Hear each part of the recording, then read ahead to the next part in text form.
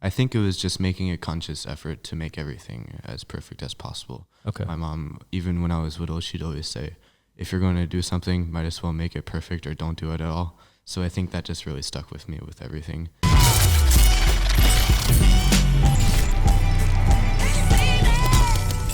What's up, guys? Today's guest is a professional tricker and the winner of the 2019 Loopkicks and JAM Gathering one-on-one battles. Please welcome to the JAMCast, Aidan Kennedy.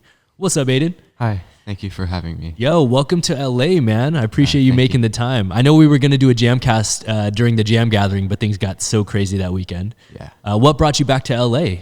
I've just been training with some former Team AK stunt people. Okay. And yeah, we've just been training while still trying to maintain social distancing. I like how he added that in there to be safe.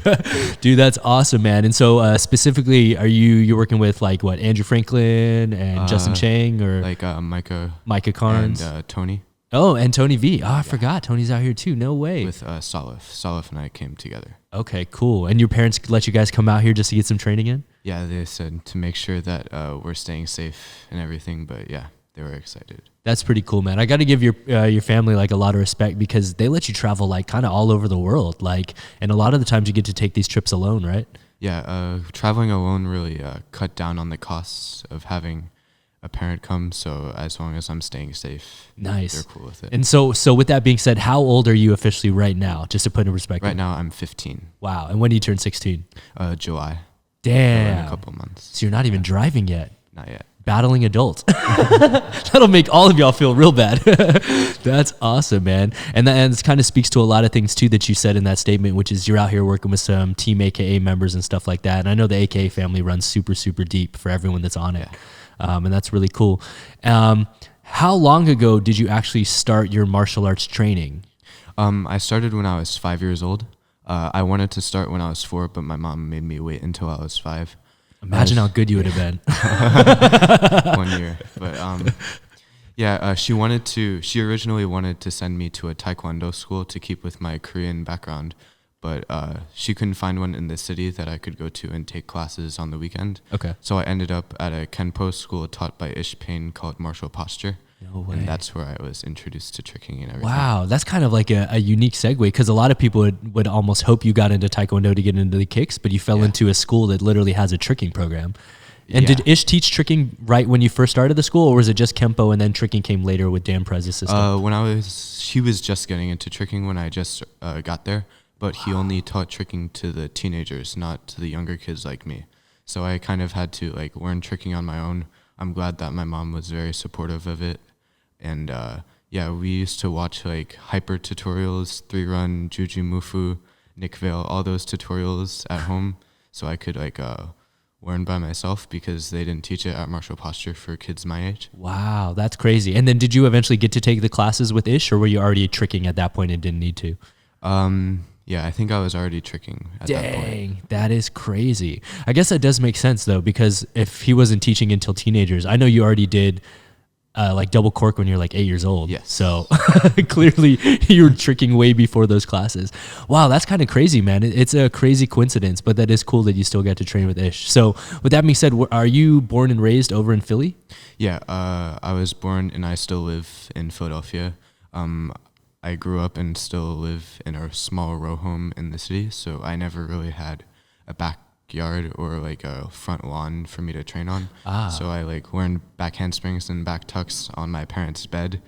And my parents moved out the furniture in the living room so I could train safely, even though it's not that big. But when I was small, it was a lot easier then. I know when you were younger, you could feel like 10 moves in a living room. It's crazy. Yeah. Damn, that's wild, man. And so like, I guess obviously your passion for tricking was just something that was internal because obviously you weren't going to classes for it and stuff like that. How old were you when you actually started competing on the tournament circuit and then getting onto NASCA?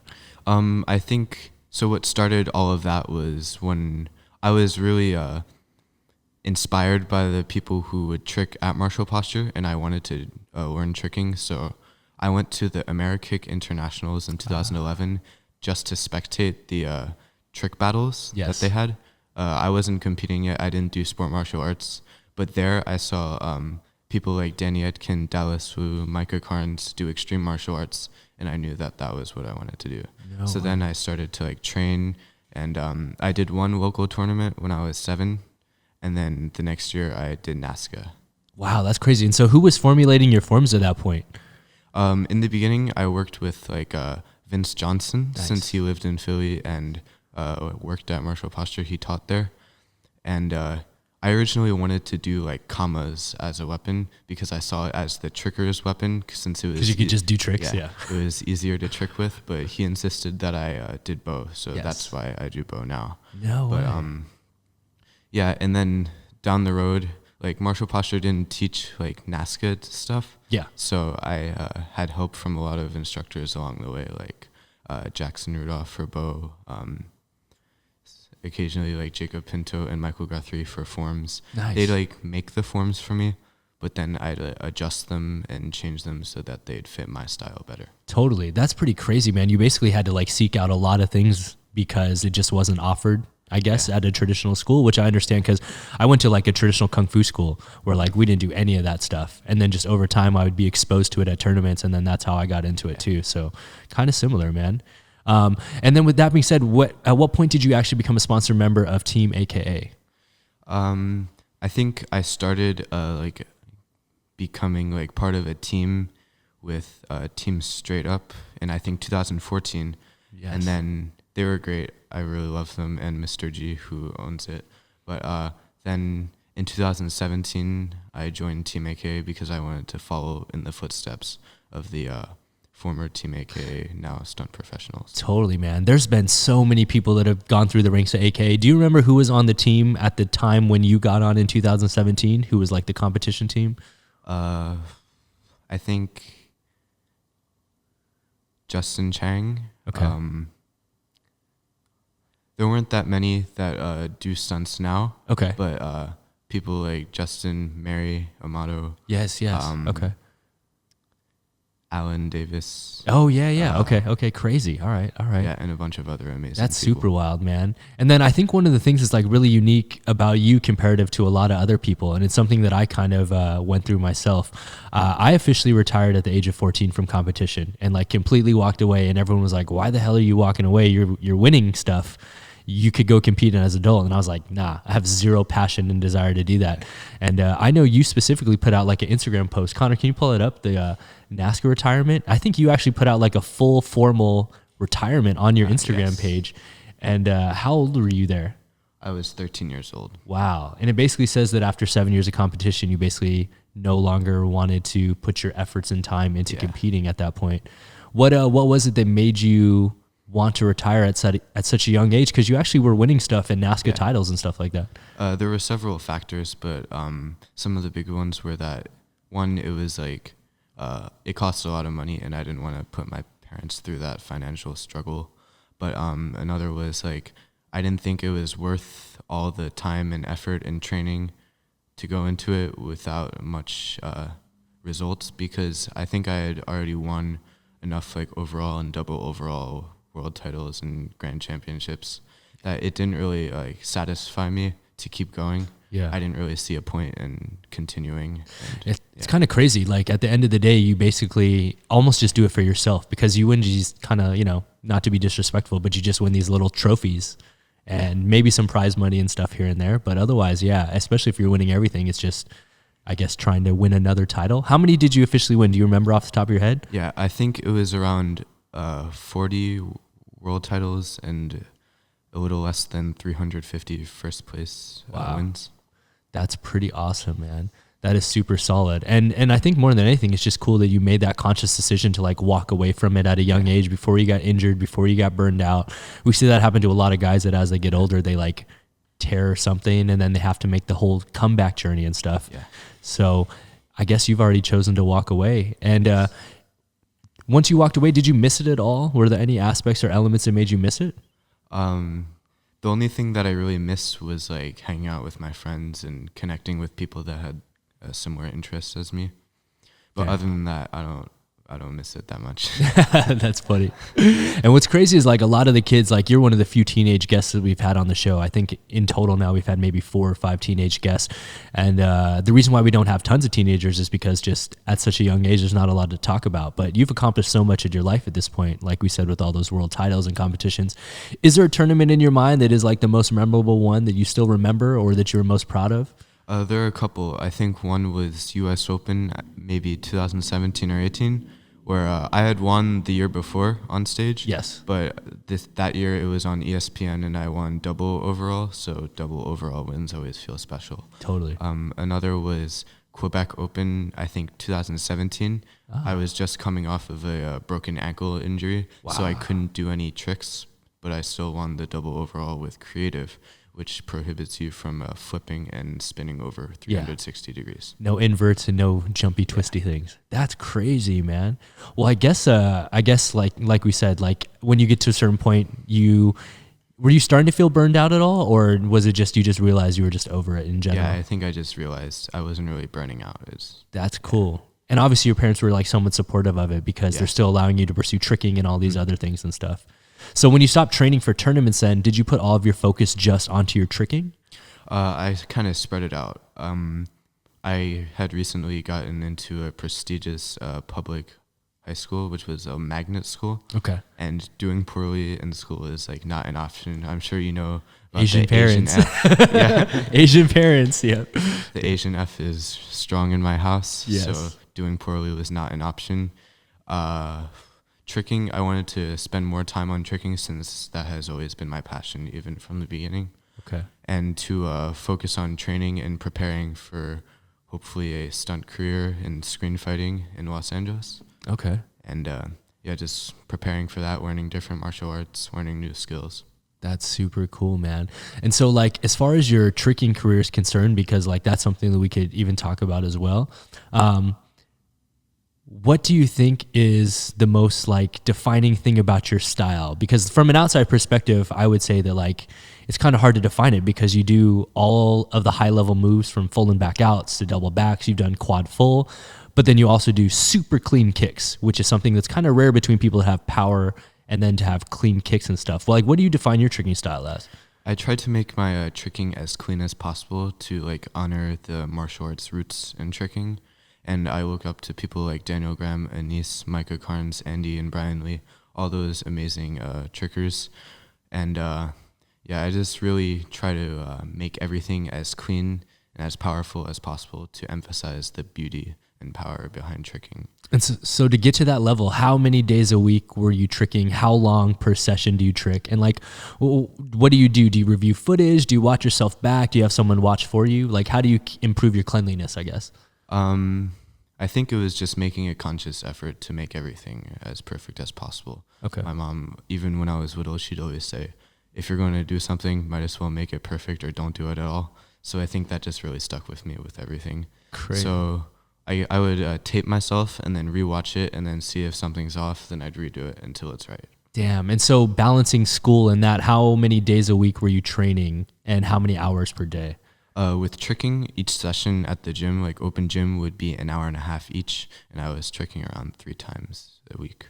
Okay, so that's really not that much compared to some of the other people we've talked to who are like, Jacob Pinto, for example, is tricking like 8 hours a day, 5 days a week. Yeah. Because he didn't have to go to school. So that's pretty crazy, man. And so with school right now, obviously you guys are not in school because of the pandemic and the lockdown and stuff like that. But is it difficult still keeping up like all of your training and going to gatherings and competitions before while still being, you know, a teenager? I try to space everything out. I'll try to get my schoolwork done as diligently and as efficiently as possible so I can have time to like go to gatherings and train. But if I have like a really important test the next day, maybe I'll skip training that day. But I'll try to make it up somewhere else. Wow, that's wild. And so, dude, I got to ask, and I don't want you to get in trouble right now, but do you have plans on going to college since you already kind of have retired from NASCA and know you want to do stunts? The goal is to move out to LA when I graduate high school. So my mom won't let me not have a college education. So I'll probably take online college classes. Course. Cool. I was going to ask what Mama was going to say about that one. Can't make Mama mad. Trust me. That's why I have a degree too, man. Well, that's really, really cool, man. And I guess like of all the stuff that you've done, like I said, I kind of rattled off a list of the higher level moves you did. What was the most difficult one for you to obtain? Like, has there been a move that you struggled with or had to put more energy and effort into? Something that I struggled with was swing throughs. And I still struggle with them to this day. A couple years ago, I had a knee injury, which is it's called Osgood Schroeder's. You grew too fast. Yeah, pretty much. And it kind of made me work around putting pressure on my left leg, which is the plant leg for swings. Yeah. But I'm glad that the pain will be gone once I stop growing. But if you ever see like a colored like thing on my knee, on my left knee, it's a foam under wrap that I put on top of the shin bone below the kneecap. It's right there on the soft growth plate. Yeah, I know what that's like. I don't look that tall, but I had Osgood Slaughters too, actually. I went one summer where I from 8th grade to 9th grade, I went from a size 4 shoe to a size 9. And so like my feet blew out, and then I went from like 4'8" to like I think like 5'5" or something like that, something crazy. So I grew like 8 inches and like 5 shoe sizes in a summer, and my body just completely crapped out on me. Yeah. So do you remember how much you grew during your growth spurt? I'm not really sure. I think I was like 10 or 11, but I do remember that it was so painful that I couldn't even walk. Oh, but crazy. Now I'm finally being able to like do moves that I couldn't before, like moves on my knee and swings, because the pain is decreasing significantly. Yeah. And well, no, that's pretty crazy. I remember my growth spurt like had a huge effect on my body. And so are you still growing at this point? Slightly, yeah. Damn. How tall are you currently? Around 5'8" or 5'9". Okay. And how tall are your parents? Do you think you're going to hit 6 feet or? Maybe. I'm taller than both of my parents. Oh, wow. No way. Okay. That's kind of interesting. Damn. All right. Well, I guess we'll have to wait and see. We'll see. Guys continue to grow for like way longer than girls. So like, I think they say guys stop growing in their 30s. So you had a long way to go. That's cool, man. And so back then when you were training and doing all this stuff, like, were you just training alone? Did you have any training partners to feed off of and stuff? I was training mostly alone. Wow. Like in my house in the living room. I found it at times a little bit hard to like keep pushing with motivation like lacking, because there was no one around to like have energy to feed off of.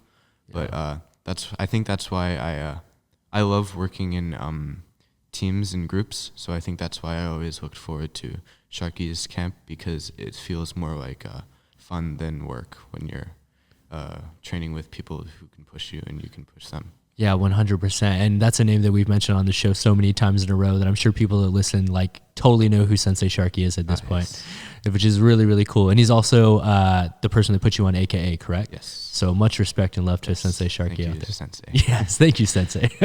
Responsible for a lot of people on our show. That's super cool, man. And so what do you do for fun, like outside of tricking and training and stuff? Like, do you still have what I guess everyone would term like a normal teenage life? Like, do you do stuff to still like, be a kid? I try to like balance training, school, and like hanging out. Okay. I like to hang out with friends, but I always try to make sure that school comes first, and then second training, and then if I have time, then I'll like have a normal teenage life, I guess. Nice. Have you ever gotten into any other sports and stuff, or has it always just been martial arts and tricking? No, I just prioritize martial arts and tricking. Wow, that's super cool, man. That's very, very interesting. And so with that being said, you've been in a lot of battles at such a young age at this point. Just the ones that we've seen that I named at the start of this. You won the 2019 Loopkicks 1-on-1 against the adults. You won the 2019 JAM Gathering against the adults, even though the finals was you and another teenager. What is it like battling adults? Like, do you get intimidated, or do you get upset that there aren't kid divisions, or does it not matter to you at all? I prefer when it's everyone, not separated into age groups. Okay. And battling adults sometimes intimidates me, but it just gives me more motivation to push harder. Yeah, for sure. And how do you structure your combos for battles? Like, when you enter a battle, do you already have your combos pre-assessed and stuff in your head? Like, I guess pre-formed in your head already? I guess I have like small pieces, and then I just piece them together, Okay. Like I'll have half of a combo and half of a combo, and I just rearrange them. And then you in just any wait way. to see what the other person does. Yeah. Okay, that's crazy, man. And so is there a battle that has been your most difficult one? Because you've battled some monsters. I mean, even at Hooked last year, I think first round you battled Alexander Anderson. Yes. And then, I mean, like I said, in the finals of our gathering, you battled against Shosei Iwamoto. Yeah. Has there been a most difficult battle for you, or one that you were the most nervous about? I think in 2016 at Hooked when I battled Ilya, and at the JAM Gathering when I battled Shosei. That is super wild. And what do you do to overcome the nerves? Because I know, for example, like when I picked you up for the JAM Gathering, I knew that you were really thinking about the battles, and you were like, man, I'm a little nervous about them. I want to make sure I'm like feeling good and stuff. Like, how do you overcome that fear, or does it just go away as soon as it starts? It usually just goes away as soon as it starts. When the pressure builds up, that's when it's the most. But after like I get on the floor, everything just stops. Dang, that is crazy. Okay. And so as far as like most difficult battle, you kind of said it was the one against Ilya. Is there one that you're most proud of, or one that you thought was like, oh, that was like the best couple of rounds I've ever done? I think JAM and Hooked. Oh, damn. All right, cool. So then I got to ask, man, because I put everyone in the hot seat that comes on the show here. Like I talked to Guthrie about battling Andrew Franklin. So I got to ask you, do you think you won the battle against Shosei? I think it depends on the perspective.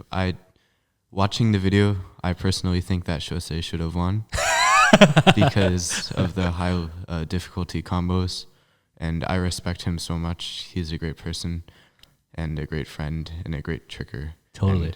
And, he really inspires me. So, well, that's cool, man. That's pretty humble of you. There's a lot of people that it's hard for them to accept that someone may have outperformed them and stuff like that. From a personal perspective of like actually being at the battle live, I have to say that like Shosei did do some very difficult combos, but I kind of do agree in the sense of like, I don't know if you saw the breakdown that Towels and Michael Guthrie did regarding it. So if you haven't seen it, dude, they made a whole video about your battle versus Shosei, and Michael Guthrie and Towels fully commentate and break down your battle. Oh. And they both said that you should have won. He's like mind blown right now. Michael Guthrie said I should have won. Yeah, Michael Guthrie and Towels both put out a video on the Shapes tricking account, and they broke it down. They basically, even Guthrie agrees that you should have won. And I think what they pointed to was the kicks that you did, but also more than anything, I think you snuck in one extra round. So it was like 3 rounds to 2. So to them, it was like, well, it's 3-2. And clearly you got like one extra round in and stuff like that. Was that part of the strategy, or did you just go not even knowing how much time was left? We did rock, paper, scissors before. So I always like to go second. Yeah. But I think it actually worked in my favor that I lost the rock, paper, scissors. So I went once. So you went first. Yeah. And then there was like, I think 10 seconds left. So I wasn't just going to stand there. So I just decided to go again. Dang, that is wild. And how was your body holding up? Because unlike Shosei, during that night, you also competed in the 2-on-2 battles, yes. And you guys took the title for 2-on-2 also. So how was your body holding up? Like, are you still young enough that like you can push through and you don't feel any soreness until the day after? Yeah. Damn you. Damn. That is something I haven't experienced in years, man. That is crazy. And so in the 2-on-2 battles, though, you got to actually compete with another AKA member, yes. And who's out here right now training with you. One of the things that really stuck out in that battle comparative to everyone else was the synchronized combinations that you guys did. Yes. And that literally kind of stole the show. How did you guys plan those? Did you guys actually get to train together to do those, or how did you come up with them and work on the synchronization? We texted each other like possible combos, but like a week before. And since I live in Philadelphia and Stolif lives in Chicago, we were never able to train them together. Wow. So doing it in the battle was the first time we had ever done them together. Really? So we just hoped that it would work out. Oh my gosh, that's crazy, man. They came out really well considering that. I would have assumed you guys like snuck off on the side or tried them a couple times, but that's pretty wild, man. And have you guys battled multiple times together, or is that like? Yeah, we have. Okay, so you guys kind of have like a flow and you kind of understand. Yeah, we were able to understand each other's pace and timing. And so I got to ask you, because in the first round, it unfortunately, in your one-on-one battle in the bracket, it unfortunately turned out that you had to battle Selef first. Yeah. Well, what is that like when you have to battle like not only a teammate, but like someone that's a good friend and literally like going to be battling with you later in the night, you know? Like what is that like? It's really fun because like we know each other really well, so it's like we know that it's nothing personal. Okay. And we like play around all the time, so it was just like fun. Like there was barely any pressure. That's cool. That's something that Zen kind of talked about too. He said he loves battling Shosei. He said it's like his favorite because it's like it's a memory they can share later instead of just like each of them having a memory. So that's super cool, man. And now, is there anyone on your list that you want to battle or haven't battled yet that would be on like your bucket list, I guess? Not that I know of. I just enjoy going to the gatherings and doing the brackets. Okay. That's a safe answer. Smart man. Don't be calling people out. Heck yeah, man. That's cool. And then with that being said, though, like obviously you kind of mentioned some of the people that were influential to your style before, but is there anyone that you still watch at this day and age, and like who motivates you at this point in your career? I still watch all of the old school and trickers that emphasize their kicks and cleanliness. Okay. And I also watch all of the new stuff like Shosei, Zen, Johan. They're all amazing. Okay. Super, super cool. And now Michael Guthrie, of course. Of course, Michael Guthrie. Got to throw him in the mix, right? That's crazy, man. And so what do you prefer as far as like when you look at trickers and based on those names that you stated, they kind of have like a wide array of skills and stuff. What is it to you that like appeals most in their styles? I prefer trickers who are well-rounded so they can do like all types of styles. Okay. But I guess I'm partial to the trickers with kick-heavy styles and clean styles. Okay. That's super cool. And now getting away from the kicks and stuff like that, because obviously you had the martial arts background, when it came to moves that like double flipping moves, like double back and full and back out and stuff like that, how did you approach those? Did you have someone that helped you from like a traditional gymnastic standpoint, or did you just have to like huck those into a foam pit? Yeah, I first tried them like off of a trampoline. Okay. And then I'd progress to like a tumble track into a pit. Okay. And then one day I just tried them and then No way. didn't land on my neck. Are there any moves that you have yet to accomplish yet that are still on your radar? I think my goal for now is just to spend my time perfecting moves that I already have. Okay. And to make them as clean and as powerful as they can. Okay. That's a cool answer. All right. Sounds good. And now with all of the tricking and time that you've put into it, one thing that's kind of unique, like I said earlier about like retiring from NASCA, is that you've already made the decision that you want to try to pursue the entertainment industry. Yes. And do you want to pursue that as a stunt person, as an actor? What is it that you actually want to delve into? As a stunt performer or a screen fighter. Okay. That's super cool, man, because that's something that we talk about on the show all the time with like trying to lend advice to a lot of the younger generations and let them know that like, hey guys, don't just train for no reason and thrash your bodies. Like you could actually make a viable career out of this. And what was it that actually inspired you to do that and know that you could actually make a career out of it at such a young age? I was influenced by all of the former Team AKA members that now do stunts, and I just wanted to follow in their footsteps, and I got a small taste of it from some jobs that I did. Okay, yeah, totally. You've actually got to work on a few major jobs. I guess like what was the first job that you worked on? Daredevil. Daredevil, that's it. You got to double a kid on that show, right? Yes. And what did you get to do on that one? I stunt doubled young Matt Murdock. Okay. Thank you to Philip Silvera for the opportunity. Heck yeah. And what'd you do? Did you do a fight scene or what? I did a fight, yes. Okay. Awesome. And what was that like your first time being on set? Like, were any of the familiar faces like Micah around at the time, or did you just fly out there on your own? It was in New York, so I could just drive up from Philly. Okay. My dad drove me. Okay. But Chris Brewster was on there. Okay, awesome. Doubling Daredevil. Yeah. That's super cool. All right. And were you nervous when you did your first stunt job, or like what was that experience like? I honestly don't remember. I was like 10, so I was really young, but I think I was more excited than nervous. Okay. All right, cool. And then I guess from there, the next major one would have to be Logan, right? Yes. And what did you get to do on Logan? I played a mutant child. Okay. And there was a bunch of other kids that were on that film as well. Who else got to work on that with you amongst your friends? Salif was there. Chase Cubia. Oh, no way. Okay. And that's crazy. Yeah, a bunch of other NASCA kids were on there too. And what did you guys do specifically? Like, how long were you out there on the film for, and how long did you film for? We were in New Mexico for, I think, 3 weeks. Okay. And then I was in New Orleans for around a week. Wow. and then reshoots in LA for around 2 weeks. Super cool. And so when you go do a project like that, do your parents actually travel with you on those since they don't go to the gatherings and stuff, or did you go to those alone too? I think it was like, I think they had to go. Yeah, okay. Like legal reasons. From a legal standpoint. Yes. That's super cool. And what is that like with your school? Like, was your school understanding of it? Like, how did you get away from 4 weeks of school?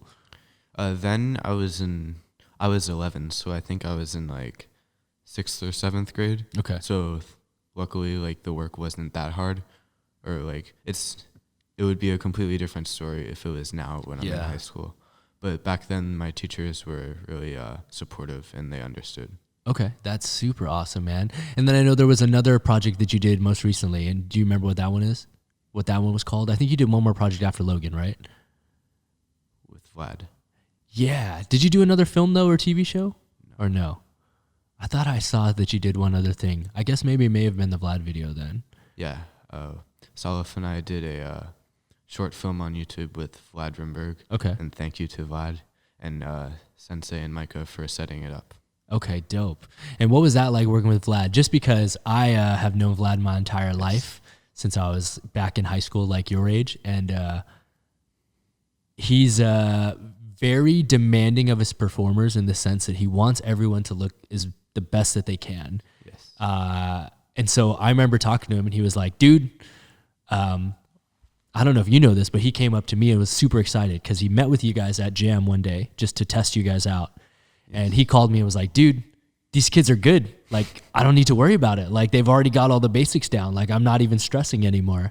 And I was like, yeah, I know that because I got to work with you and do like a private way back in the day working on falls. And I was like, oh, he's already got all this stuff. Like, you're already set. What was it like working with Vlad? Was it a crazy experience? Was it fun? It was really fun. Okay. He pushed us really hard, and I'm very glad that he did. We learned so much from it.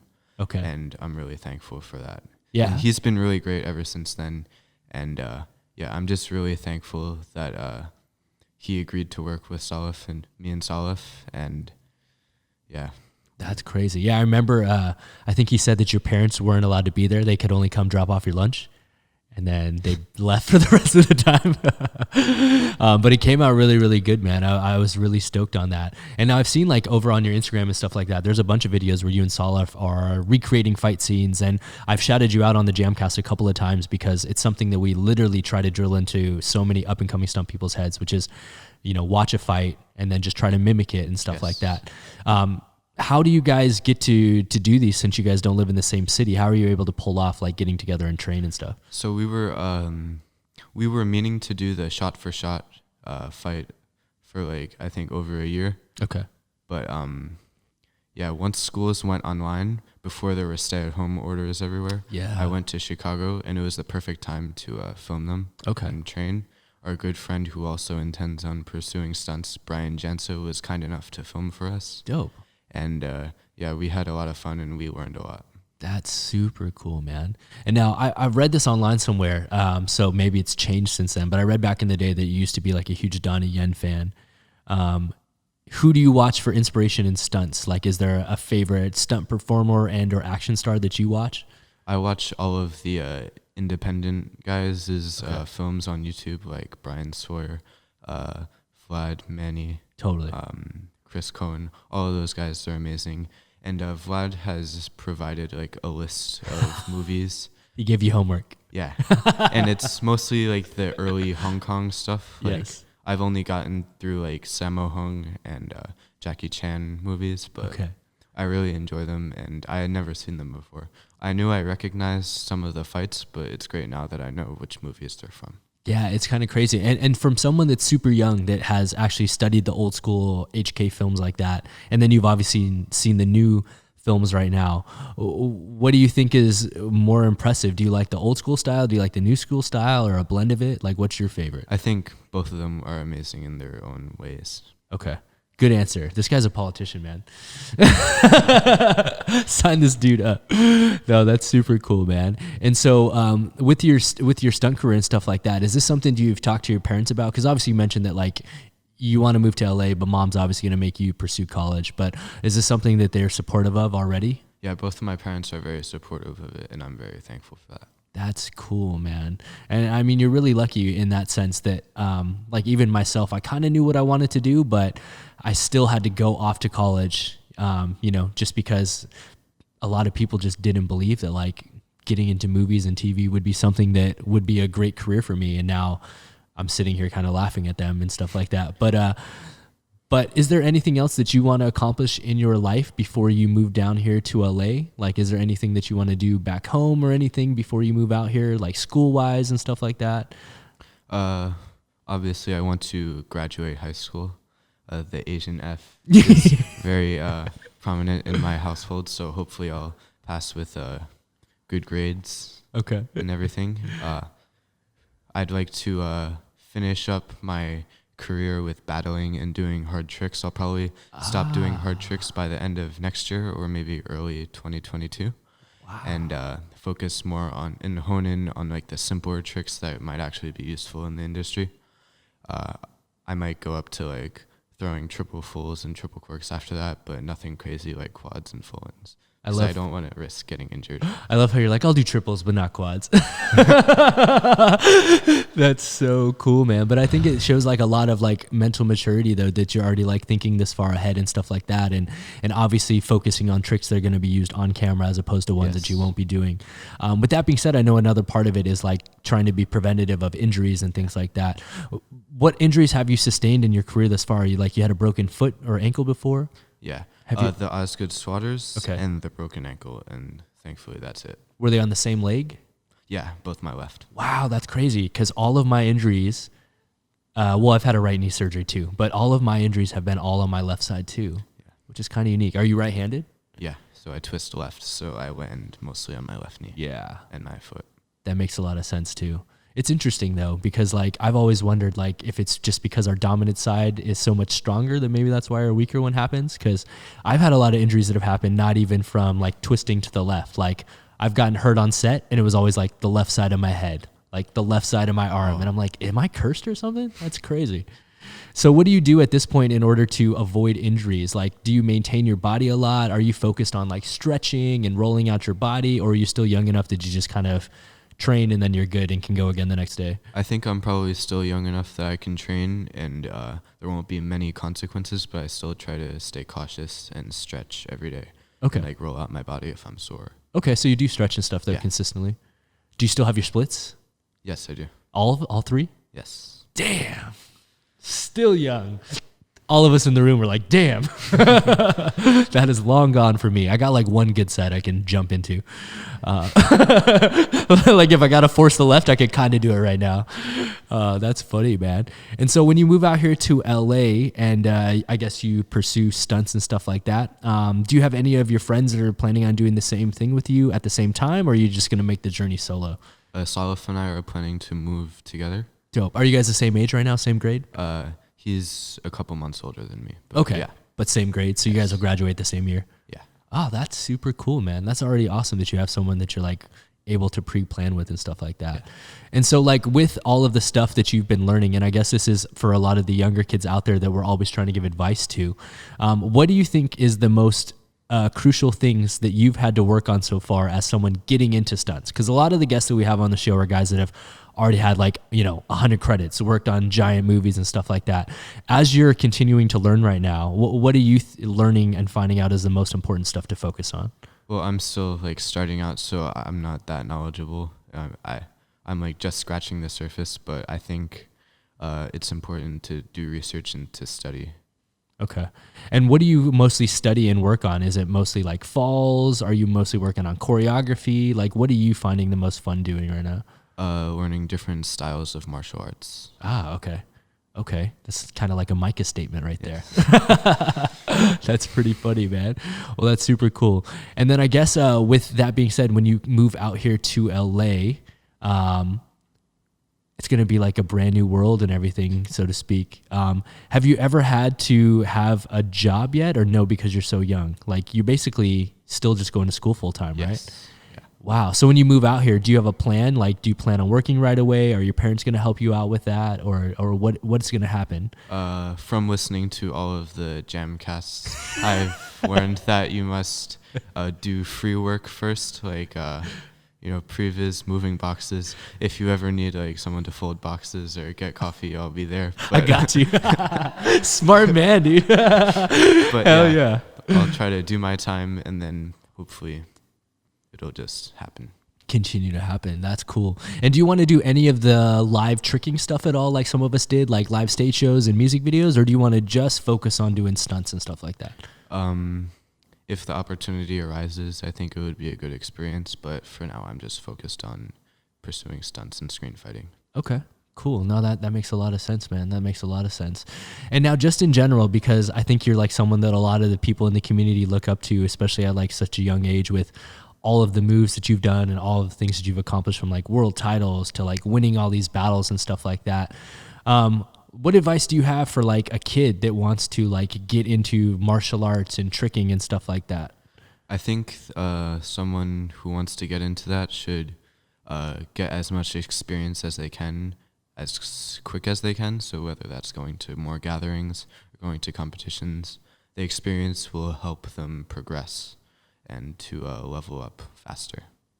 Wow. Okay. That's really, really cool. And now this is a unique one because you're so young, but are there any things that you regret so far in your career, or anything that you like wished you would have done differently up to this point? Not so far. Good answer. I'm glad, dude. You're pretty young. If you had regrets already, I'd be like, wow, I feel really bad about myself. Well, that's cool, man. And so with all of the stuff that's happening right now, like in the world with the pandemic and stuff like that, do you have a date that you're supposed to go back to school yet? Or are you going to hang out here in LA for a little bit longer? Like, what's your current plan in this situation?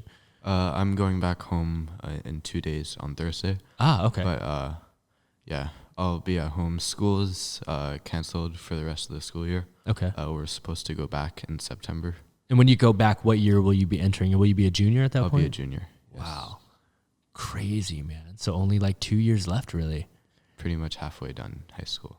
That's kind of interesting, man.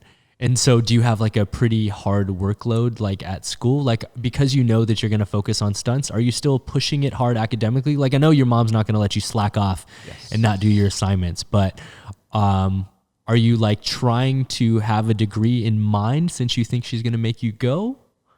I'm not really thinking that far ahead, but the school that I'm going to, the workload is very intense. Okay. They only accept the highest of like the students in Philadelphia. Okay.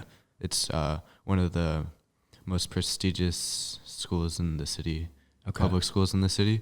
So the workload is very intense, and yeah. Okay, that's cool, man.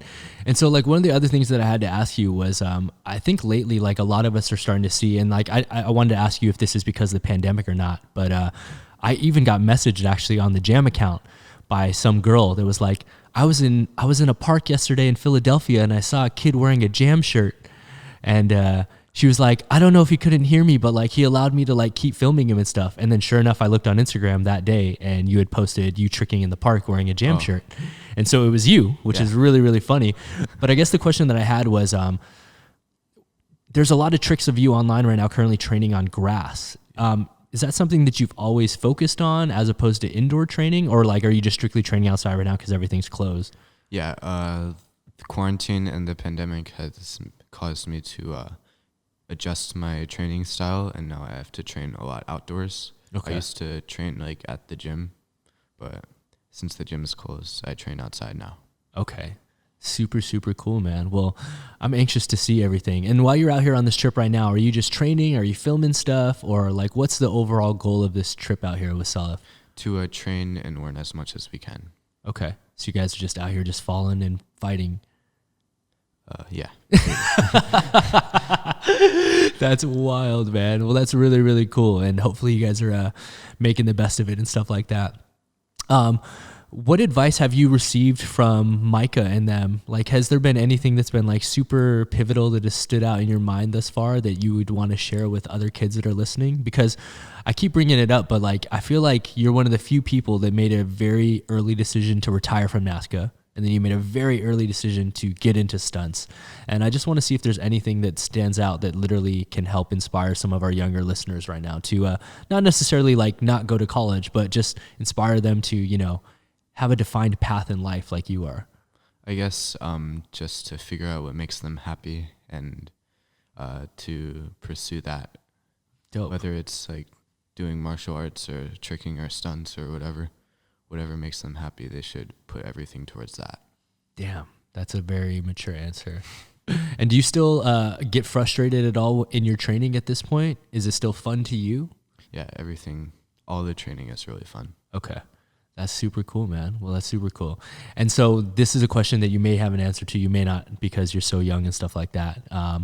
But I think someone like you who has planned their life out so far in ahead, you may actually have an answer to this one. So where do you see yourself 5 years from now? And then where do you see yourself 10 years from now? In 5 years from now, I probably would have, like I said, stopped like doing the high level tricks. I'll probably stop at like triples. I will hopefully have graduated high school. Okay. Have moved out here. I'll hopefully like be working that possibly. But I'll still trick because I love it. I just won't be doing that many difficult things. Yeah. But yeah, I'll always love tricking. I'll always try to be a part of the community. Maybe still go to gatherings. Okay. To like judge or maybe mentor a few students. Okay. But I'd like to work my way up to becoming a respected member of the stunt community. Okay. And in 10 years from now, I'll hopefully still be like training hard and making movies with my friends and just having fun. I know that my parents have sacrificed a lot for me to let me pursue my dreams, so I'd like to give back to them and help them in their old age and support them. I'd also, there was one other thing, maybe buy like a duplex to and rent out one part to help financially. Nice, dude. Yeah, I hope to like still be training hard, still be having fun. Okay. And I just want to be happy. I know, but I guess that's what everyone wants, but I know that a lot of people don't get to do what they want and they have to do whatever to survive and to feed themselves and their families. And I'm very fortunate to have people that are willing to help and support me on the path that I've chosen. Yeah, 100%, dude. I think that's one of the most mature and thought out answers we've had on the show, regardless of age and stuff like that. I think the pursuit of happiness is something that's often overlooked, and people need to realize, especially like during times right now that we're seeing, like life is really short, life is precious, and it's like you can't take days for granted, you know? So I think like living life and pursuit of happiness as opposed to money and goals all the time is just as important. So you got good parents, man. They raise a good kid. I'm very thankful for them and everything that they've done. Heck yeah, man. That's really cool. And so last question that I'm just going to ask you, usually I end it on that one, but this one, because you're in a unique position and you're super young and stuff like that, is there a type of movie or a type of franchise that you dream of working on at some point in your stunt career? For some people, it's like they want to fight a certain superhero. For others, it's like back in the day, it was like, we want to get on camera with Jackie Chan, you know? Like, is there something that stands out in your mind that you have set as a goal besides just, you know, becoming a member of the stunt community? I don't know if I've like looked that far like into it, but the goal is just to have like fun making movies regardless of who it's with. Dope. Hell yeah, man. Well, I'll be sure to hit you up when I need some boxes folded. I'm just kidding, man. I'm just kidding. I'll always try to use you when I can, man. I'm really excited about you moving out to LA and more than anything, like not only pursuing your goals and stuff, but we'll be really happy to have you as part of the JAM family. You're already repping the t-shirt today, you know, he's already got the uniform on. So I'll be really excited when you move out here to LA, and all of us will be more than welcome and happy to support you in your goals, man. Thank you so much. Heck yeah, man. It's crazy. Time's flying by. It's literally only like 2 years from now and you'll be out here. So I'm looking forward to it. Yes, me too. Hell yeah, man. So before we get out of here, can you just look into that camera and just let people know where to follow you and how they can stay up to date with your journey? My Instagram is Aidan Kennedy 001. Hell yeah. Awesome, man. Yo, so as always, guys, please be sure to hit that like button, comment, subscribe for brand new episodes each and every week. Join us every Monday for brand new Jam breakdowns and every Friday for brand new JAMCast, interviewing influential members of the movement community like Mr. Aidan Kennedy himself. So as always, guys, I got to give a very special shout out to Connor Simon for running the cameras and the switcher app for us. I got to give a very special shout out to our guest this week, Mr. Aidan Kennedy. Oh, thank you. And as always, guys, coming through, I'm your host, Travis Wong. Thanks for joining us here on another JAMCast. Until next time, we'll see you all soon. Peace.